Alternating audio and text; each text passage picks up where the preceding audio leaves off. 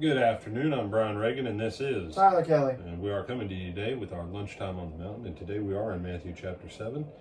And Tyler, if you read verses 1 through 6, please. Judge not that you be not judged, for with what judgment you judge, you will be judged, and with the measure you use, it will be measured back to you. And why do you look at the speck in your brother's eye, but do not consider the plank in your own eye? Or how can you say to your brother, let me remove the speck from your eye, and look, a plank is in your own eye? Hypocrite, first remove the plank from your own eye, and then you will see clearly to remove the speck from your brother's eye. Do not give what is holy to the dogs, nor cast your pearls before swine, lest they trample them under their feet and turn and tear you in pieces. All right. So yesterday we looked at categories of judgment that Jesus has laid out prior to this point, because that's, in context, you have to leave it there. This is his first major public sermon in the book of Matthew, and so everything he says right here has to have a reference to what he's already said. And you know, the simple fact is, you and I need to be careful in the degree of judgment we use, how we judge other people. The simple fact is, do you want to be judged the way you've judged others? And 20 years, everybody says, no, brother, I don't want to be judged like I judge other people. Well, then quit judging people that way. That's all that needs to be said there. But verse 3 and 4, Jesus brings up a valid point. And I'm sure Jesus is glad to know that I think his point is valid. But, you know, if you're having an affair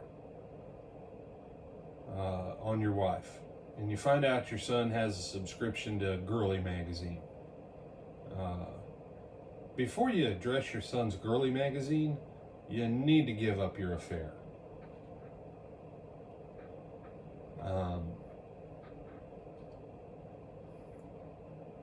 You know, if you find out your kid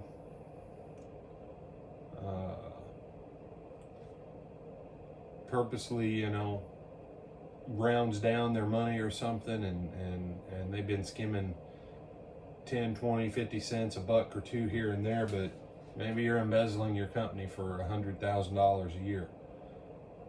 You need to quit your embezzling. Just saying. Okay.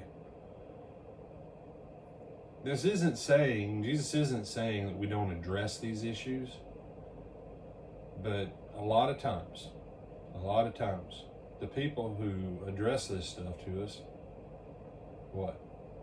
They've got bigger sins in their own life that they need to get their own junk straightened out. You know, a parent who's an alcoholic gets upset because their kid, you know, steals a beer. Really?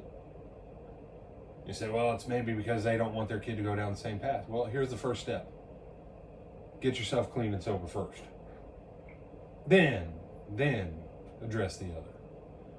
And that's the key thing, is Jesus isn't saying not to address it. He's saying get this one straightened out first, then get this one. And do you have some thoughts on this before I wrap it up, Tyler? Like I said, it's something that we all, not all, but I would say the majority of people struggle with, whether it be because of, like you've already pointed out, their sins in their own life, and whether it's because you don't want other people following your same example, or just because you do realize that it's enough of a problem in your own life that you need to cut it out, but at the same time you don't want to cut it off. So it's then, well, let me get on this person for not doing anything near as bad, but still, because they shouldn't be doing it, I'm going to get angry about them doing this and try to ignore the fact that I'm doing something far worse. Yes. All right. Now, as we wrap this section up, you say, no, I'll catch verse 6 tomorrow. Verse 5, hypocrite, first remove the plank from your own eye, then you'll see clearly to remove the speck from your brother's eye. I've had people come to me over the years. They say, my spouse has a problem with porn. And Jesus says that that's the same as adultery, so I'm good to divorce him, aren't I, brother? And I've listened to preachers say ignorant and foolish stuff like that. Someone if you murdered him in your heart, it's the same with God as if you killed him physically. Really? Do we not see? And I'm asking you, look at it. Jesus acknowledges that there is a degree of difference. A plank is made of wood and a speck is made of wood. One is a beam, the other is sawdust. One is irritating, one is a ridiculous problem. Okay? When people say to you, there's no degrees of sin. Really? That's why in the Old Testament, some sins required you to pay $5 or whatever. Yeah, restore money fourfold, and some of them, everybody took you to the gates of the city and they stoned you with stones until you died from being stoned with stones until you were dead. No, God recognizes that there is a categorical progression. And Jesus teaches it right here. Maybe Tyler's got lust in his heart about electronics. Maybe he covets someone's iPhone 74. I said, brother, they don't even have it now. How do you know? They're working on it.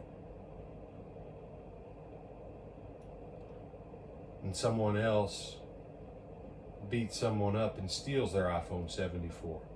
And Tyler only goes, man, I wished I had that iPhone 74. He's got a speck. The other guy, he's got a beam. There is a degree of difference, y'all.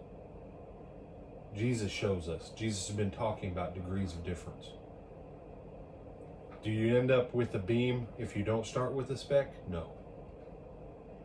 But don't be so foolish as to pretend that there is no qualitative or quantitative difference between a speck and a beam.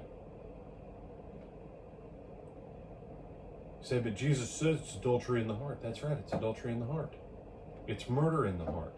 It's all this stuff, where? In the heart. And if it's not in the heart first as a speck or as a tiny seed, it cannot grow into a full-blown tree or a plank. But if it's a plank, you got to get the plank taken care of first. Then take care of the speck. Then take care of the speck. So, anything else, my brother? No, sir. All right. Lord willing, we'll see you tomorrow. Tonight. We'll see you tonight at 8 o'clock. And again, yeah, we'll see him on Monday. Sunday first, but then Monday, yes. Yeah, Sunday, Monday. He's mixed up on his This times. COVID thing has messed up perception of time really bad. It has. It's annoying. So, whatever time we see you again, we invite you back to our next installation, and I think that is Twilight Talks tonight at 8. Until then.